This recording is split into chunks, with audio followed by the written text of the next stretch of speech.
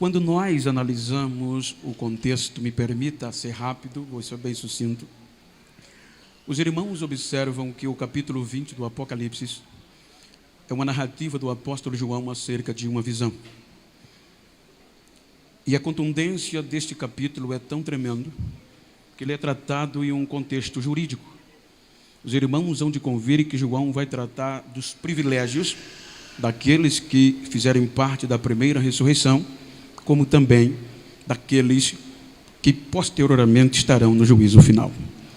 Então, quando nós analisamos o contexto, ele diz que veio um anjo a ele, e este anjo tinha uma chave na mão, que era a chave do abismo, e uma corrente, aonde prende o diabo, Satanás, o dragão, a antiga serpente. Contextualizando a Bíblia com a história, nós vamos observar como as coisas se interligam e o privilégio para nós em Cristo Jesus e que ainda dá tempo. Quando nós analisamos o Gênesis, os irmãos observam que antes da nossa existência, a Bíblia mostra que houve um pecado grave. O pecado cometido por Lúcifer e uma terça parte dos anjos. Vejam que o princípio de Lúcifer ser atirado e os anjos condenados foi simplesmente o princípio da igualdade. A Bíblia diz que eles queriam ser igual a Deus. Subirei acima das mais altas estrelas, estabelecerei o meu trono acima das mais altas nuvens e serei semelhante ao Altíssimo. O interessante é que quando ele assim se contamina, vem um julgamento. O julgamento foi sem misericórdia. Os irmãos observam que o julgamento que Deus dá não teve recurso para Satanás e os anjos. Foi na lata, foi direto, infinanciável. Diretamente condenados para o fogo eterno, para o abismo eterno. Quando vem o advento da criação do homem, os irmãos percebem que no homem Deus colocou todo o seu amor, todo o seu relacionamento, a ponto que a Bíblia diz que Deus estabeleceu um jardim depois de ter decorado toda a terra. Ele forma um jardim chamado de paraíso e coloca o homem para ali habitar. A prova desse relacionamento íntimo e amável está quando Deus chama o homem e diz a ele: olha, vou usar o nosso linguajar, eu quero que você coloque o nome em tudo que eu criei. Os animais, por exemplo. Olha, quem é que vai dar crédito a uma pessoa de um projeto tão lindo que Deus fez, que ele viu que era bom, se não tiver uma confiança, um relacionamento? E o interessante é que a Bíblia diz que Deus mandou ele dar o nome e assinou embaixo. O que o homem chamou, está escrito, assim foi. O que o homem denominou, assim foi. E Deus ratificou embaixo. E para melhorar, a Bíblia diz, o escritor aos Hebreus, que o homem, quem é o homem para que te lembres deles, ou o filho do homem para que eu visite? Um pouco menor que os anjos o fizeste, o coroaste de glória e sujeitaste a ele todas as coisas. Imagina o tamanho deste relacionamento. Porém, há um segredo. Quando Deus cria o homem, veja que o homem é tricotrômico, ele é pó, ele é alma, ele é espírito. Então, do pó, Deus fez o homem, e no homem, Deus sopra a vida, o seu espírito. Agora, o homem é espírito, o homem tem um espírito. O interessante é que a Bíblia mostra, o escritor o sábio Salomão, Provérbio 20, 27, como também Paulo aos Romanos 2, 14, 15, 16, ele diz que o espírito do ser humano é a lâmpada de Deus para vasculhar tudo que é feito no corpo. Ou seja, o Deus coloca o Espírito em nós, mas não é nosso. É como se fosse um coletador de informação.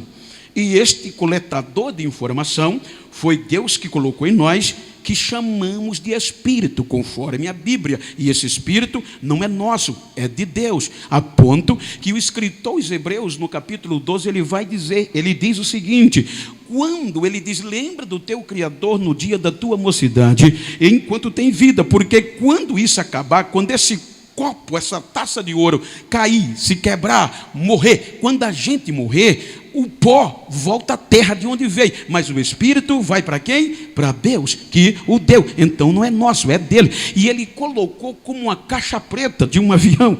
Só para os irmãos terem uma ideia, eu gosto de aviação e eu amo aviação. Os irmãos, sabe uma caixa preta de um avião? Os irmãos já percebem que é amarela, é laranjada, mas o avião cai na água, cai no fogo, o fogo, você não vê nada, desaparece, mas a caixa preta não se destrói. A caixa preta, ela está ali para registrar tudo que é falado em voz, com outro também receptor dos registros, desde o acionar da aeronave até o taxiar, o decolar, o voar, o cruzeiro, o descer, tudo está registrado. Quando um avião cai, queimou tudo, mas a caixa preta não se queima. E o interessante é que ela só pode ser aberta, veja, a gente tem o quê? TAM, Gol e Azul, no nosso Brasil, as principais, mas a caixa preta não pertence a ela. Só quem tem direito da caixa preta de investigar é o órgão competente pela segurança de voo de cada país. Ou seja, então caiu, a TAM tem nada a ver, só quem pode tocar, só quem pode abrir é um órgão competente. Então, no contexto do provérbio, o Espírito Santo, Deus colocou tudo que a gente faz, tudo que a gente pensa, tudo que está lá registrado. E não vai ter quem, o fogo vai ter que devolver, a morte vai ter que devolver, a água vai ter que devolver. Diante de Deus ele vai ser aberto. Por isso que a Bíblia diz que aqueles livros do capítulo 20, não é, eu sempre pensei que era livro escrito, mas não, é o Espírito de Deus. Livros vão ser abertos e outro livro, que é o livro da vida. Quem é? O Espírito de Cristo, é Cristo. E quem não tiver nele vai dar bronca naquele dia. Então, por que isso vai acontecer? Imaginem comigo. Aí então Deus relaciona o homem e vem o diabo e faz com que o homem cometa e tenha a mesma intenção. O motivo do delito do homem, porque delito é quando se infringe uma regra, um crime, é quando se infringe uma lei. Então Deus colocou uma regra no jardim: não comerei desta árvore, porque no dia que comerás, morrerás. Então veja que a Bíblia diz que o homem comeu. Por quê? Porque Lúcifer disse a Eva que no dia que eles comessem seriam iguais a Deus. E qual foi o crime que Lúcifer foi condenado e os anjos foram condenados sem direito a recurso? Princípio de igualdade. Então o ser humano peca pelo mesmo erro, princípio de igualdade. Se você olhar, me permita, o advogado ou os advogados, eu sou leigo no assunto, mas estudei um pouquinho. Veja que quando você vai analisar, já havia jurisprudência. A jurisprudência, se eu cometi um pecado aqui, em Alagoas, no Brasil, e foi passado, e fui julgado, fui condenado, se alguém cometeu outro do mesmo jeito lá, já há um meio de julgar igual, porque eu fui condenado. Então já há um julgamento feito, já há jurisprudência, e a ótica é partir por ali. Então veja que já havia um erro igual, o homem errou, então a petição vem, é o mesmo erro, merece ser condenado. Aí Deus, por este relacionamento, não condena o homem, vem com recurso. Veja que Deus protela o julgamento. Ele veste o homem o recurso da graça, o recurso do amor vem do relacionamento, e Deus protela como supremo. Então Deus expulsa o homem do paraíso. Quando é no capítulo 6 do Gênesis, a Bíblia diz que vem Deus observar o homem, e ele foi construindo provas, elementos contundentes para a condenação. Veja que até o capítulo 6 do Gênesis, todas as provas eram favoráveis ao diabo, à morte e à condenação do ser humano. Agora vem a segunda audiência. E nessa segunda audiência, o pecado, a morte, o inferno e o homem. E quem vence? Pela lógica humana, jurídica. Deus diz: não tem jeito. Eu me arrependi de os haver feito. Veja que Deus diz: condenação, vou destruir, vou dar cabo dele. Está escrito, eu vou dar fim, condenação. Então, quando tudo estava já para o homem ser condenado, aí Deus protela e vem o recurso, a graça. Eu vou preservar. O dilúvio vem, a destruição vem, mas ele preserva 8 seres humanos por este amor, por este relacionamento. Passa o dilúvio, você vai entender que Deus devolve tudo à geração de Noé. Veja que tudo que Adão tinha direito, Deus devolve a Noé e a sua geração. progride, enche uma terra, faz uma nova aliança. A geração de Noé, no capítulo 11, decepciona. Aí vem Deus e vê que o ser humano ia se perder. Esta audiência do capítulo 11, a morte e o inferno venceu de novo. Condenação, a petição, provas robustas. Aí Deus protela. Aí vem o capítulo 12. Aí Deus diz: eu vou fazer um projeto para resgatá-los. Abraão, sai da tua terra, do meio da tua parentela, e vai para uma terra que eu vou te mostrar. Eu te mostrarei, eu te farei, e por meio de você eu tornarei bendita todas as nações da terra. Por meio de Israel, Deus prometeu o maior evento espiritual. Por meio de Israel se torna a menina dos olhos de Deus. Todas as declarações de amor que nenhum ser humano é capaz de verbalizar, Deus verbaliza com Israel. Qual do amor, qual da mulher ou do homem que pensaria em dizer para quem ama: pode uma mãe esquecer do filho que amamenta, mas todavia eu não me esquecerei de você. Qual homem casou com uma mulher no prostíbulo, prostituta sem valor, deu nome, deu identidade, deu endereço, deu filho? Quando ela está bem amada, ela o deixa os filhos, deixa a casa e volta para o prostíbulo.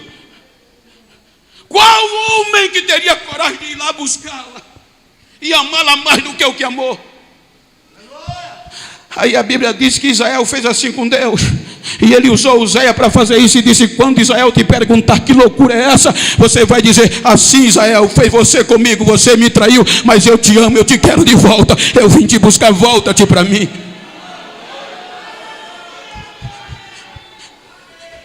Mas Israel traiu a Deus. Mais uma vez a morte e o inferno vence. Israel traiu a Deus e não quis voltar. Veja que pela lógica era para Israel ser destruído totalmente, porque as provas cada vez eram mais contundentes.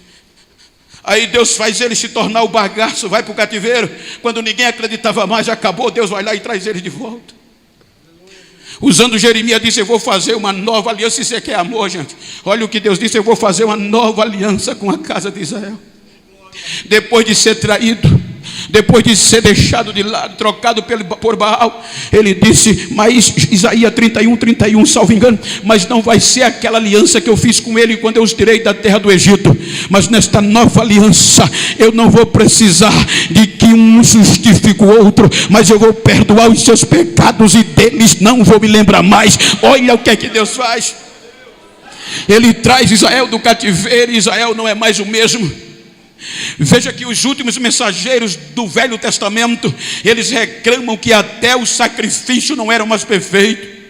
Veja que aqui dá para entender um pensamento meu como pregador, como bacharel em teologia.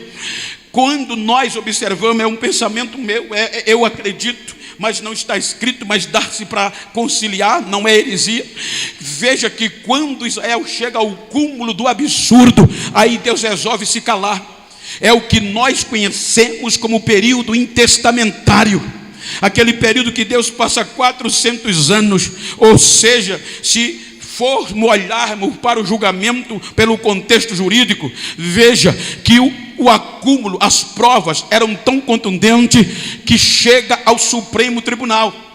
Me permita os advogados, mas eu os consultei para poder falar disso.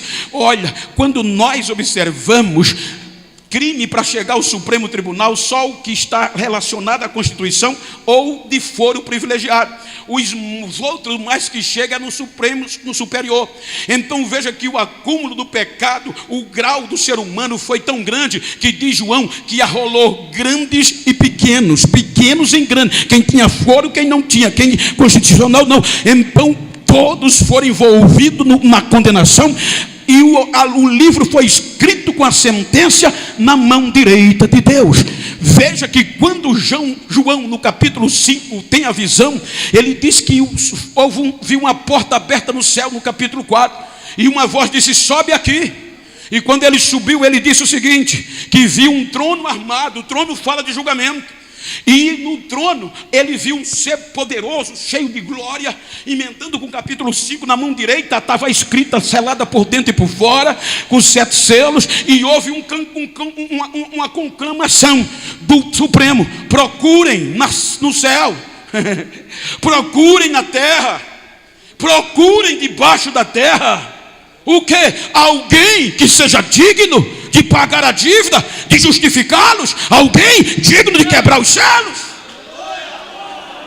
E João disse que o anjo gritou: procuramos.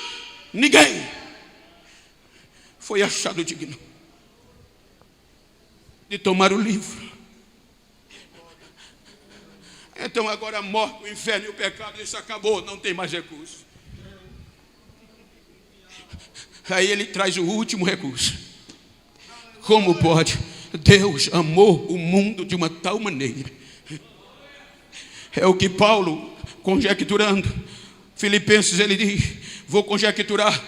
Quando a morte, o inferno, o pecado achou que para o ser humano não tinha mais recurso, a condenação já estava determinada. Aí ouve-se no céu, penso eu vou, Pai, mas você é Deus. Eu estou disposto a me despir da minha glória de Deus. Eu estou disposto a tomar forma de servo. Vou me tornar humano, ser igual a eles.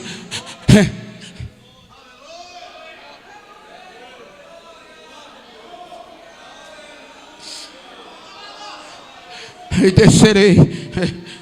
E Paulo diz que ele foi fiel até a morte. Quando Paulo, escrevendo aos Gálatas, disse: cumprindo a plenitude dos tempos, Deus enviou seu filho, nascido de mulher, nascido sob a lei, para resgatar todos aqueles que já estavam condenados pela lei.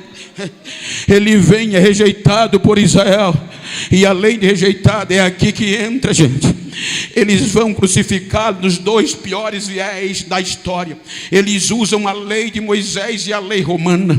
A lei de Moisés é Deuteronômio 21, 23, que está escrito: disse o Senhor a Moisés: maldito é todo aquele que cometer pecado e for digno de ser crucificado. Todo aquele que for crucificado, levantado no madeiro, é maldito de Deus. Então ser crucificado era maldito de Deus.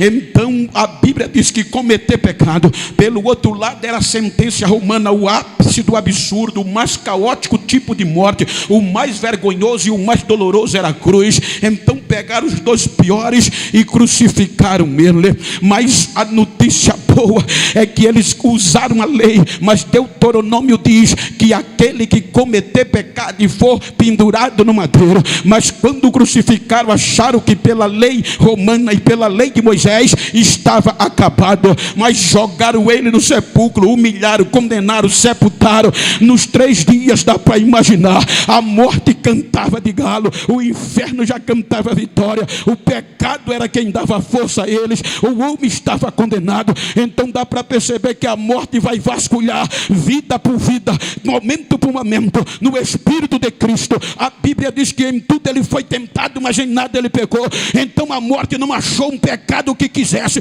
não achou uma falha que quisesse. Então não tem culpa, não tem erro, não tem falha, ele é perfeito. Então vem Deus e diz: sai daí, sai daí, sai daí, sai daí.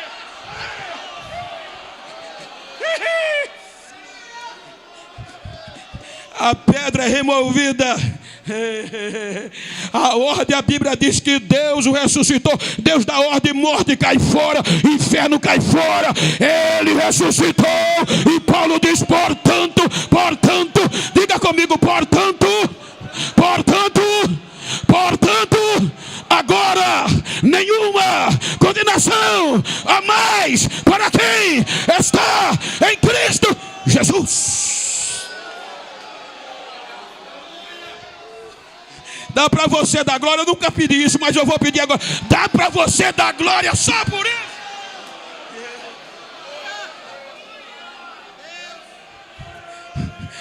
Pergunta para quem está ao teu lado: está em Cristo? Diga: fica frio.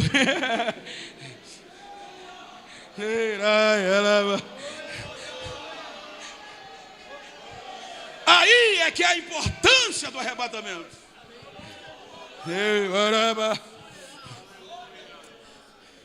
Aqui, Santa Sé Memorial. Por isso que eu disse: ainda dá tempo. Eu apanhei um bocado quando Deus me deu essa mensagem. Mas ainda deu tempo. Ainda dá tempo. Porque naquele dia, para quem está em Cristo Jesus, Senhor, aguardais, aguardais um juiz de Deus no meio dos teus, com pecado disciplinado, ou ser assim disciplinado, assim diz o Senhor. E Deus vai cobrar desta igreja a partir de hoje, aqueles que estão com pecado escondido. É bom pecar e é difícil confessar. Glória a Deus. Aquele dia não vai ser fácil. Naquele dia, veja a diferença do amor e da ira. Cristo vem como o último recurso. Cristo vem como o último recurso. Ele veio como isso. Fora dele não há outro. Fora dele não vai haver outro. Porque o amor de Deus foi tal. Então o que é que nos livra do juízo final? Capítulo 20, versículo 11. O arrebatamento. Veja que João, na narrativa, ele está falando do final, na segunda fase do arrebatamento. Ele está falando do final da tribulação, da grande tribulação. Ele está dizendo o quê? Que quando chega ao final da grande tribulação, ele faz um resumo do que Paulo disse: nós não precederemos os que dormem. Lembra o que disse Eclesiastes? Que morreu aqui, o Espírito volta a Deus que o deu. Então todos aqueles que dormiram em Cristo, porque o arrebatamento não é só o tocar da trombeta. Quando esse copinho de ouro, quando o meu fôlego acabar, o arrebatamento já veio para mim. Se eu tiver com o nome que Paulo diz aos Coríntios, que vamos ser julgados com um parâmetro, vai ser o Evangelho. Se o meu espírito tiver escrito, se o meu espírito estiver em Cristo, então mesmo eu morrendo antes da trombeta tocar, eu vou vir primeiro do que quem está vivo. Porque já está garantido. E quem estiver aqui vai ser transformado e encontrar com os mortos e subir com ele. Mas a primeira ressurreição tem a primeira parte, que é o tocar da trombeta ou você morrer agora. Caso contrário, para quem ficar, vem as grandes tribulações. Aí vai ser mais difícil, mas vai ter, mas vai ser mais difícil. Então no final da grande tribulação, aí João diz que viu o anjo descer com a chave de quem? Do abismo. Lembra da jurisprudência? Quem não tiver em Cristo vai ser julgado como Satanás e vai para a mesma prisão que ele.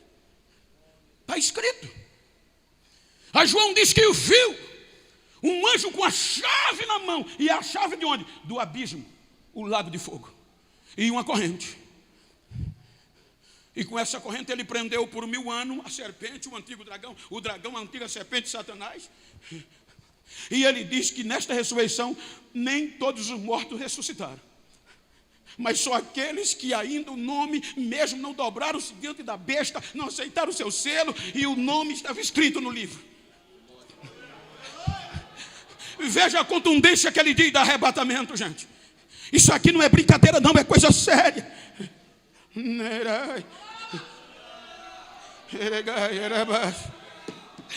Olha o que é que ele diz, que no grande trono branco, ele diz que vê filas. Agora lá vai ter grandes e pequenos. Ele diz que livros vão ser abertos e públicos. E esses livros é o Espírito, é o registro, é a caixa preta que vai ser aberta. E lá nada vai escapar. Quer ver uma coisa? Lembra de um erro que tu cometeu há 10 anos atrás? Tu vai lembrar, está aí. Lembra de uma coisa boa que tu fizesse há 20 anos? Está aí. Só que está para você, a sua consciência, o que Paulo diz, consciência e inteligência, que vai ser julgado naquele dia. Só está lá, aqui está escondido, mas lá vai ser público.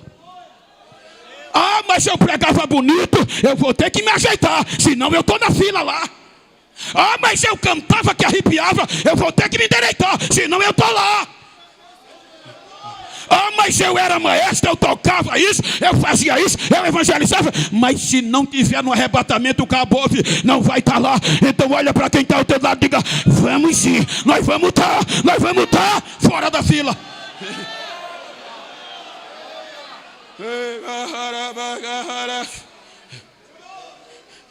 Vamos estar fora da fila.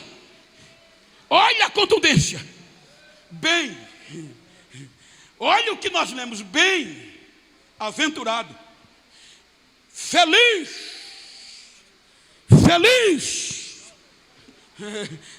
é aquele que tem parte na primeira ressurreição, ou aqueles. Porque o dano da segunda morte, ou a segunda morte, não tem poder sobre eles. Porque eles já não são condenados, já são livres e reinarão com Cristo 1000 anos no tempo de paz. E no julgamento eles vão estar lá julgando, eles não vão estar na fila, eles não vão estar na fila. Então, crente cheio de esperança que vai ser, olha para quem está ao teu lado e diga a ele, se depender de mim, diga, se depender de mim, a gente vai subir na primeira. A gente vai subir na primeira. A gente vai subir na primeira. O Moadril.